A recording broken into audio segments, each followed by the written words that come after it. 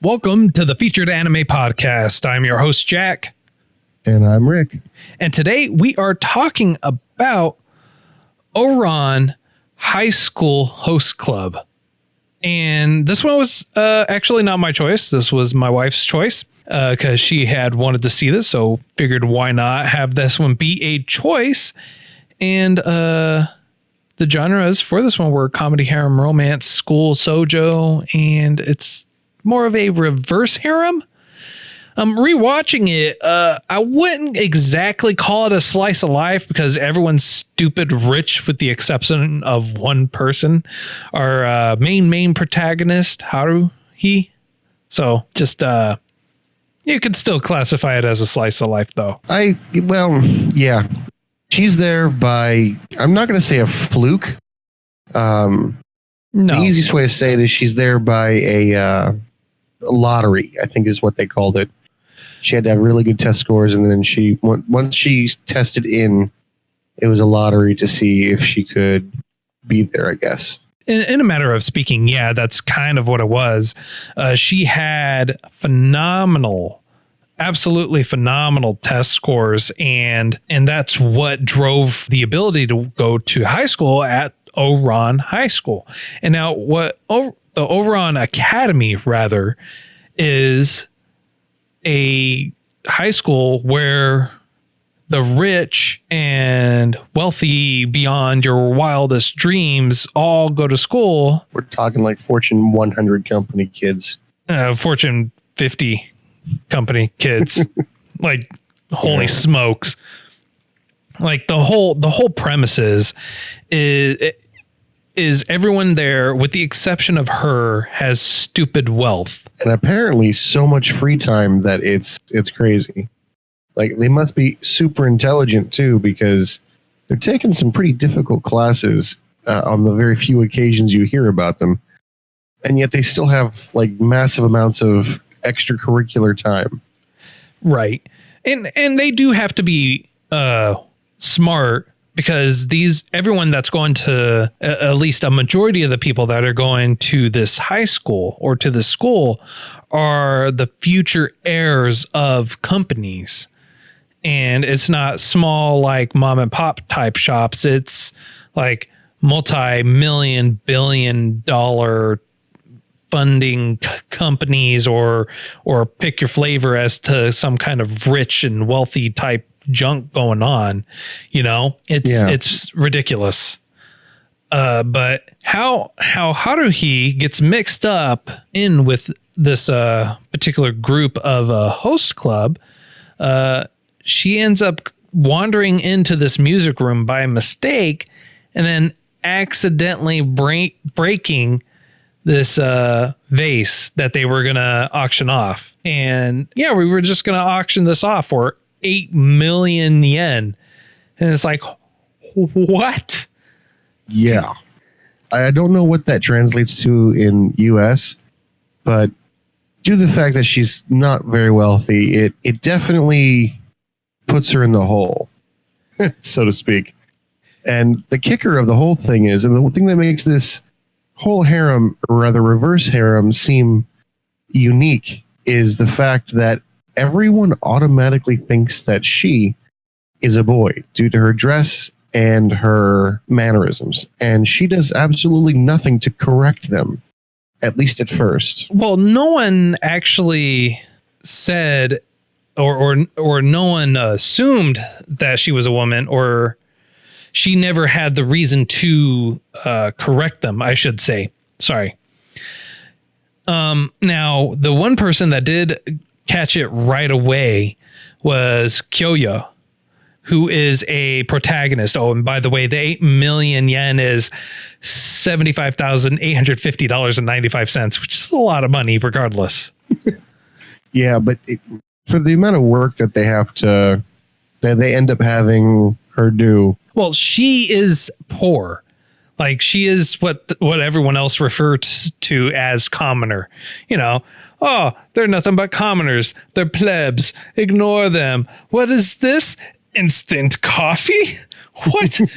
How do you not have the time to wake up and have someone grind your coffee for you and then brew it? Do you not and then have the wake you time up for this? with bedside manner and all that stuff. Yeah, oh yeah. But it's quite funny. oh yeah. Kyoya actually instantly realizes that she's a female.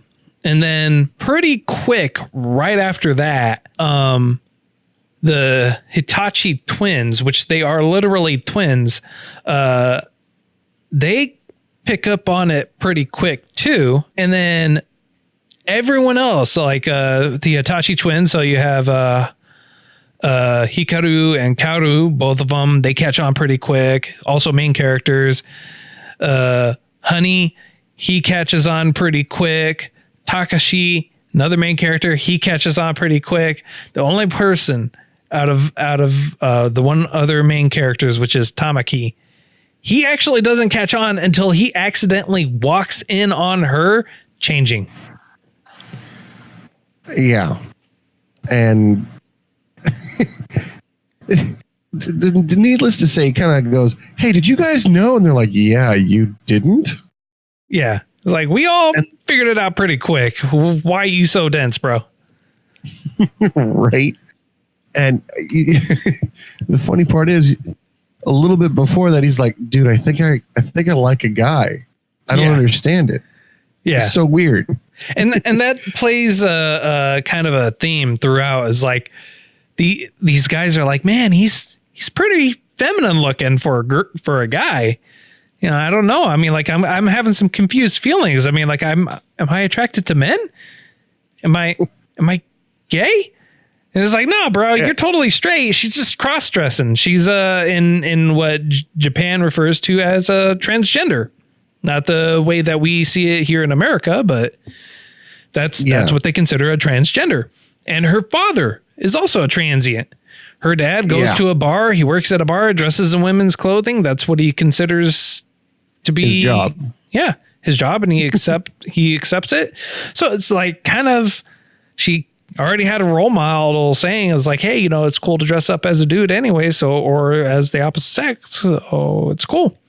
And so she just really spends the entire time just teaching everyone how to be commoner, and everyone, and I'll say this, all the other hosts are actually all in a way falling in love with Haruhi. Yeah, I would say that because I can't really pronounce his name. I'm just going to call him King because that's what everyone ends up calling him. Yeah, Tom. Yeah, I keep trying. It's not very good. Tamaki. There you go. Tamaki. Okay. Yeah. With the exception of Tamaki, it feels weird to say. Come on, you got to learn to say the names, bro. Come on. I'm trying. Tamaki. With the exception of Tamaki, you've got everyone falling in love on a friendship and non-emotional level, if that makes any sense. Like they're invested, but they're not. There's no romantic feelings in on it. I disagree. Everyone starts developing romantic feelings for her eventually throughout. Same thing with one of the Hitachi twins. Hikaru, if I remember correctly, is the one that actually falls in love with Haruhi. Tamaki, obviously, day one, he's smitten with her. And Honey, he's infatuated with her, but more of a friend. Takashi, he definitely is like, wants to protect her. And he sees himself as the protector of not only over her, but as who he's supposed to be, who is Honey. True. So it's a pretty straightforward show, though. I mean, that's one of the things I actually really like. This it has story, but it's really concise, and you can, with the exception of like maybe the last 4-5 episodes. Each episode is basically its own self-contained unit, and that there really isn't any bleed over from one to the other. Yeah, you are right. Now, the only bleed over that I can possibly incur is the fact that every time they talk about how much the vase costs and how much is owed, it's always a lesser amount. So that's why I would think that it's more on a linear thing. Okay, I thought they had a really good, I want to say, individuality in each episode. They didn't really ever repeat a subject, and at least not in the episode context. Like, if you're having this kind of dress ball, they don't repeat it. They don't go back a few times, I would say, to save on animation or stuff like that. And it always progresses a little further on down to its conclusion. I do think the conclusion of the anime was a little bit over the top, but so I do have a question. I figured you might be able to give me some clarity on it. Because I watched it in the English dub and I watched it in the Japanese dub, and I really couldn't quite grasp the relationship that the big dude and the little dude have. They're cousins. So how come they're also masters of martial arts? Oh, it's because that's their lineage. Oh, okay. So the story is for Honey Ozuka. Honey. He's from a long line of family who have over years have developed and refined karate and judo to be developed and used throughout, and they have dojos throughout.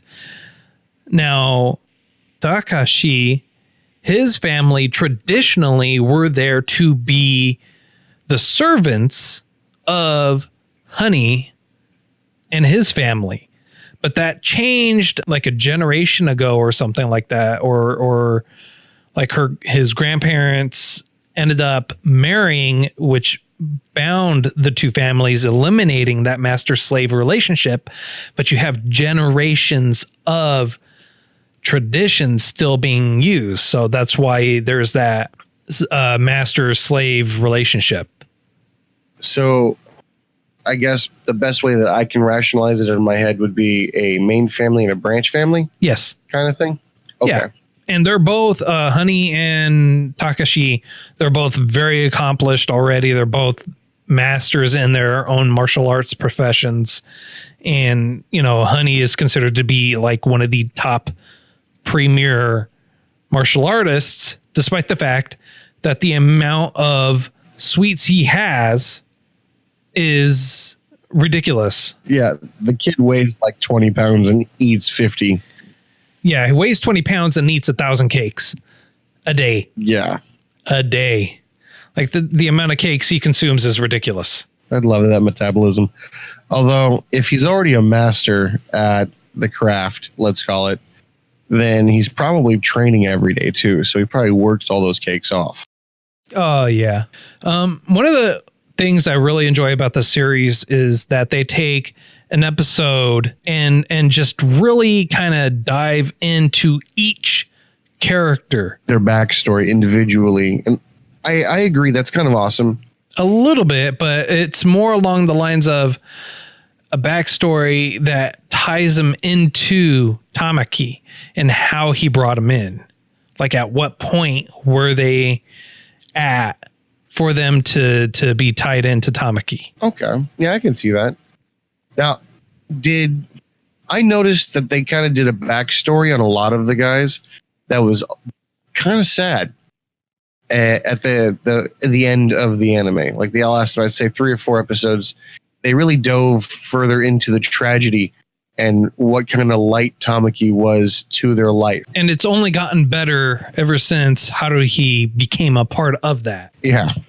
By accident, go figure, right? Yeah. Overall, though, I feel the progression through the story, this overarching story in general was pretty good.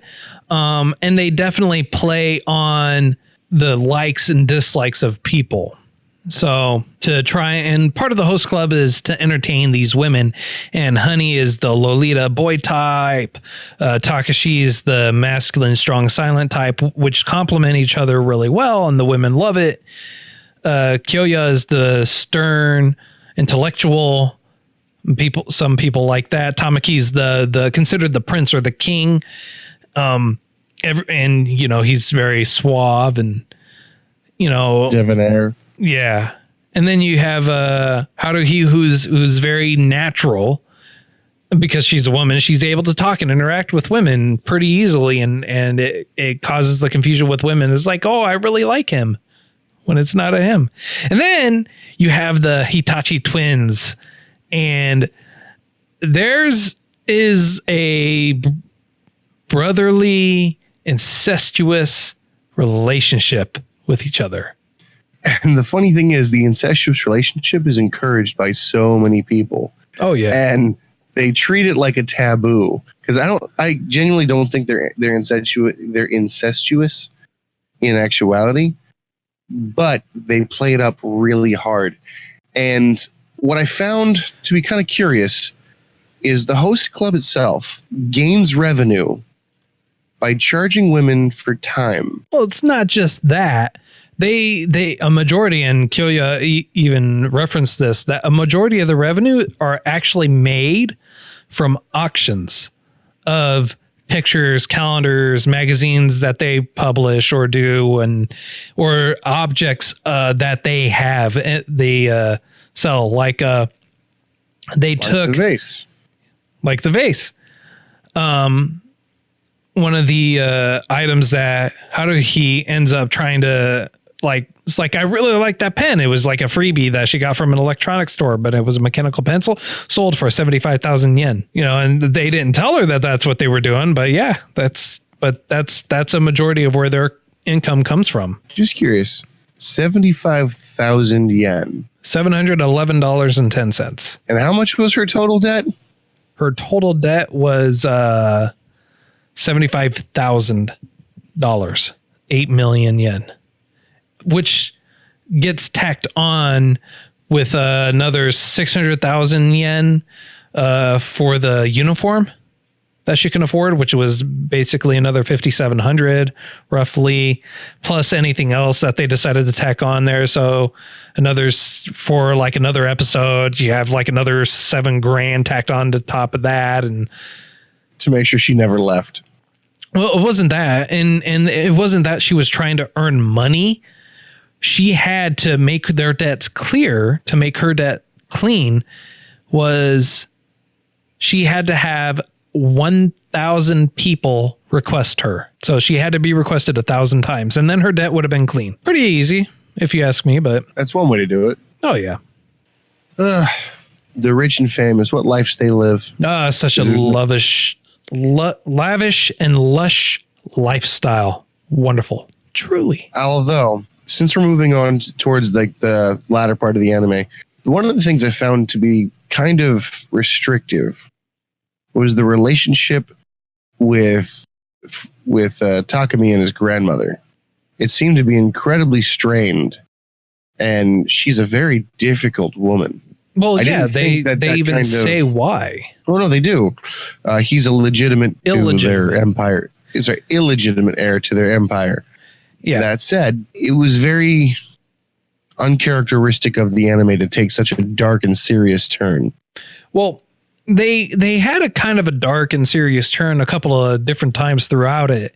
And so it wasn't too uncharacteristic, but it was darker than you would expect, but at the same time it helps funnel in through. It's like he's not happy-go-lucky because he's had such a great life growing up and everything's just being handed to him.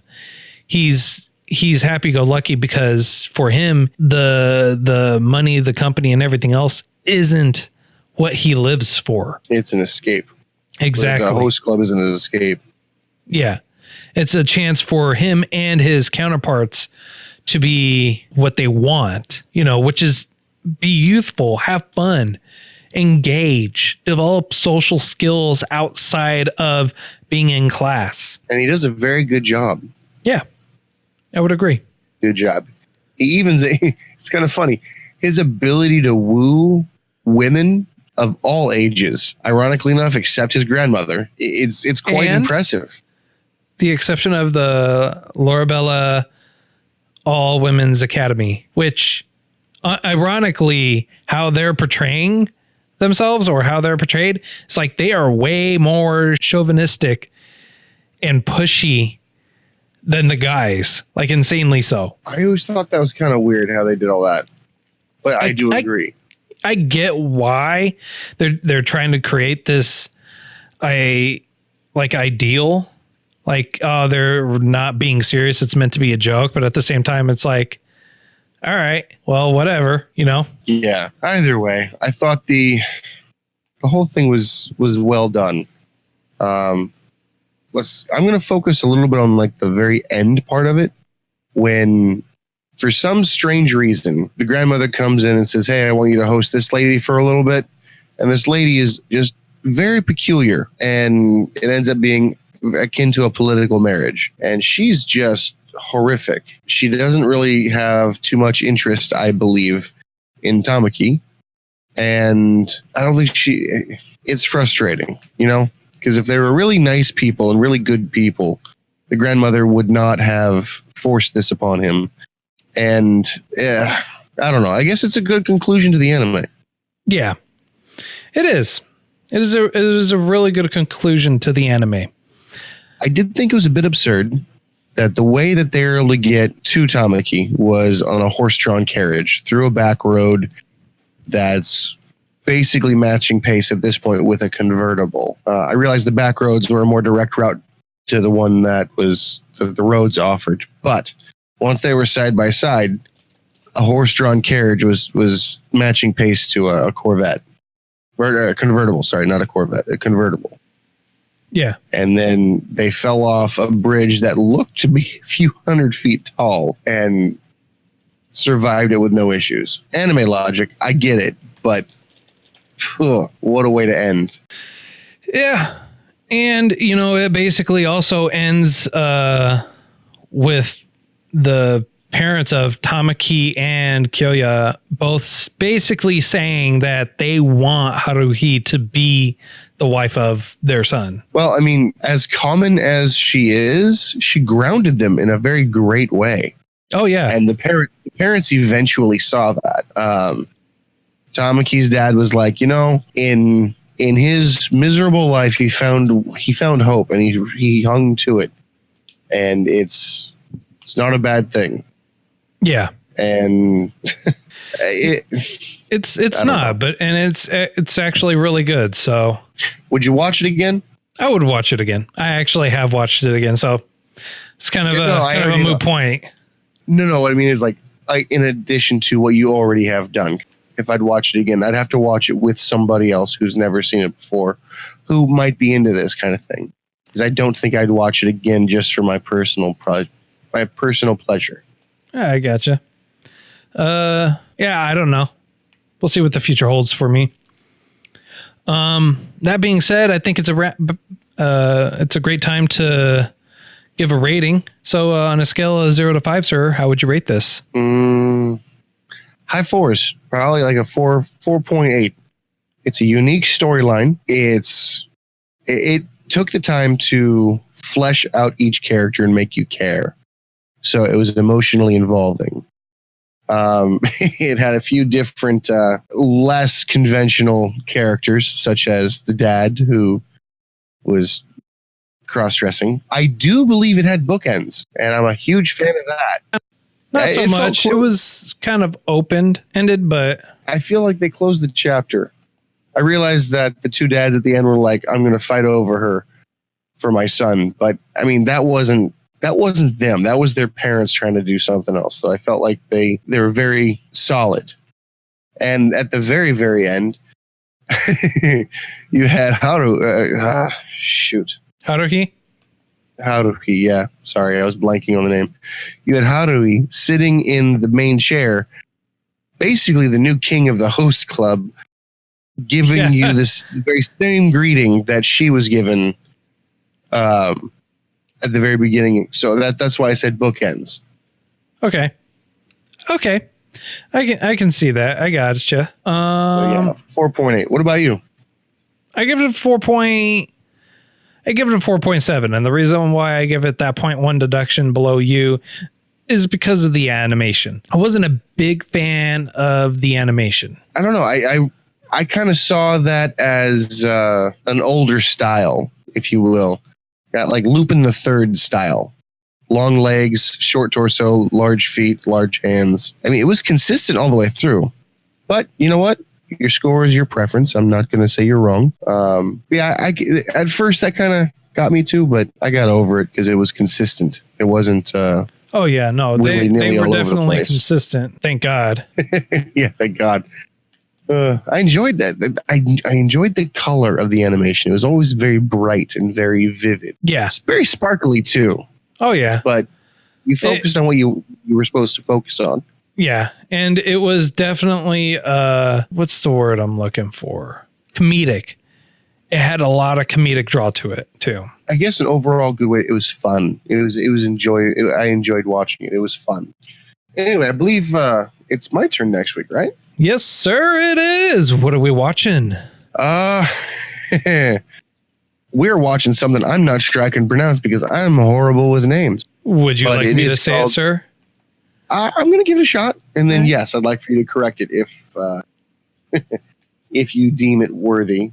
Okay. The Unlimited Hyoubu Kyousuke. The Unlimited Hyoubu Kyousuke. It is a 12-episode anime that came out fairly recently in 2013, and the genres are action, superpower, supernatural, and shonen. Well, that's all we have time for today.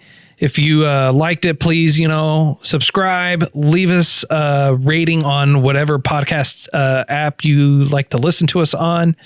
You can reach out to us at featuredanimepodcast@gmail.com or at those anime guys on the Twitterverse. We also have a voicemail link in the show notes, so feel free to leave one for us. Be happy to read your emails and respond to you, and heck, you'll probably even be featured on the next episode. Until next time, I'm Jack. And I'm Rick. Later.